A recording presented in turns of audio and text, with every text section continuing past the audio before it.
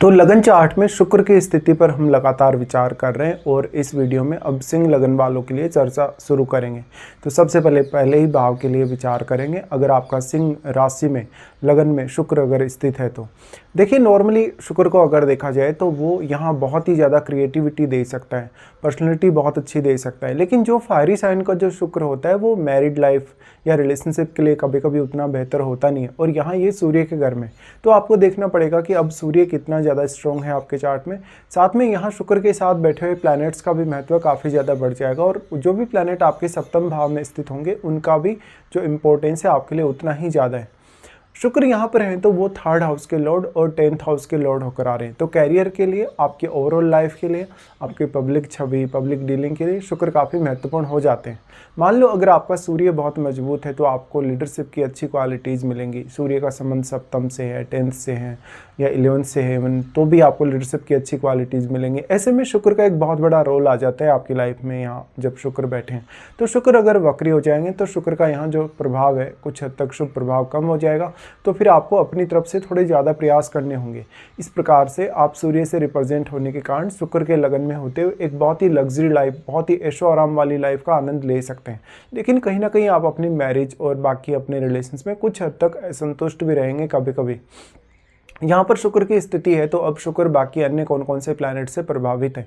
देखिए, अगर शुक्र यहाँ शुभ ग्रहों से प्रभावित होगा कि जैसे चंद्रमा से प्रभावित होगा, बृहस्पति से प्रभावित होगा, बुध से प्रभावित होगा, तो आपका जो नेचुरल टैलेंट है, जो आपका कहीं ना कहीं जो टैलेंट है वो बढ़ेगा, आपकी क्रिएटिविटी और ज़्यादा बढ़ेगी, आपकी पर्सनैलिटी और ज़्यादा बेहतर होगी। तो ज़्यादातर फिर इसके शुभ प्रभाव रहेंगे। लेकिन अगर कोई फायरी ग्रह बैठा है यहाँ, जैसे कि सूर्य बैठा है, मंगल बैठा है, या जैसे राहु केतु जैसा ग्रह भी अगर बैठा हो, तो वो जो आपकी एक एक्सपेक्टेशन जो अंदर ही अंदर आपको है वो और भी ज़्यादा बढ़ जाती है। हालांकि इस केस में आप में जो टैलेंट है उसको आप ज़्यादा बेहतर तरीके से काम में ले सकते हो।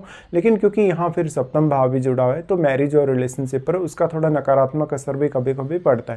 साथ ऐसे जहाँ तक किसी भी क्रिएटिव फील्ड में जाएंगे, जैसे सिनेमा जगत में जाएंगे, फिल्म इंडस्ट्री में जाएंगे, या गीत संगीत की दुनिया में जाएंगे, वहाँ पर भी वो अपना लोहा मनवा ही लेते हैं एट द एंड। अब इसमें हालांकि फिर शुक्र की महादशा का भी काफ़ी बड़ा रोल होगा। और अगर चंद्रमा का संबंध हो, बुध का संबंध हो यहाँ शुक्र से, या उनकी प्लेसमेंट यहाँ हो, तो ये और भी ज़्यादा बेहतर रहेगा शुक्र का प्रभाव आपके लिए। लेकिन सूर्य आपका कौन से भाव में बैठा है, सूर्य आपके चार्ट में कौन कौन से भावों को प्रभावित कर पा रहा है, ये देखना काफ़ी महत्वपूर्ण होगा। अब लेकिन आपका अगर सूर्य मजबूत है तो लगन आपका ऑलरेडी स्ट्रॉन्ग माना जाएगा, और यहाँ पर फिर कोई बैड इफेक्ट नहीं होना चाहिए। केतु का प्रभाव हो, राहु का प्रभाव हो, अगर राहु केतु का प्रभाव हो तो मेनली ये आपको फिर भी फेम जरूर दे सकता है। लेकिन वो जो आपको फेम मिलेगा, वो जो आपको एक प्रसिद्धि मिलेगी, कहीं ना कहीं उसको लेके आपकी एक्सपेक्टेशन बहुत ज़्यादा हाई रहेगी। तो हो सकता है आप अच्छे खासे फेमस होने के बावजूद भी या लाइफ में सफलता पाने के बावजूद भी उतने ज़्यादा संतुष्ट अंदर ही अंदर ना रह पाए। यहाँ पे अब देखना पड़ेगा कि सप्तम भाव में कौन सा प्लैनेट बैठा है। अगर सप्तम भाव में भी एक क्रूर ग्रह बैठा हुआ रहेगा कोई भी, तो वो भी यहाँ शुक्र को प्रभावित करेगा। लेकिन अगर सप्तम भाव में आपके कोई शुभ ग्रह बैठता है तो वो शुक्र को और ज़्यादा बेहतर करेगा अपने लगन पर प्रभाव की वजह से। अब शुक्र क्योंकि थर्ड हाउस के लॉर्ड होकर आ रहे हैं, तो थर्ड हाउस में बैठा हुआ ग्रह और आपके लिए 10th हाउस में बैठा हुआ ग्रह भी समान रूप से इंपॉर्टेंट हो जाते हैं।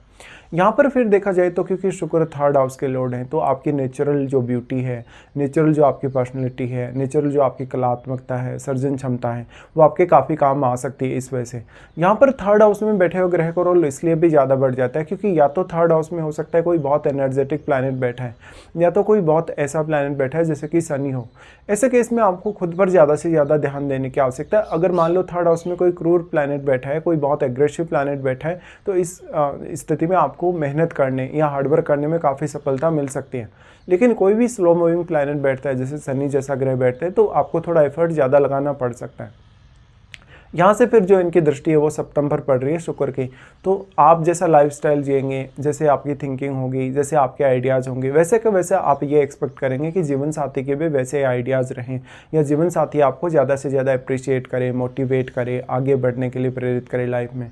लेकिन यहाँ पर सप्तम भाव में बैठे हुए ग्रह का रोल काफ़ी महत्वपूर्ण हो जाता है, और शनि का रोल भी। शनि क्योंकि आपके सप्तमेश है। अब इस प्रकार से देखा जाए तो अब शुक्र की महादशा पर आपको विचार करना काफ़ी जरूरी है। देखिए, शुक्र की महादशा भले ही आपको कभी भी किसी भी समय आती हो, लेकिन अगर आपकी 20 की एज से लेकर 50 की एज के मध्य तक कभी भी आपकी शुक्र की महादशा आई हो, और अगर पूरी हो गई हो तो आपको बहुत ज़्यादा बेहतर प्रभाव ऐसा शुक्र दे सकता है।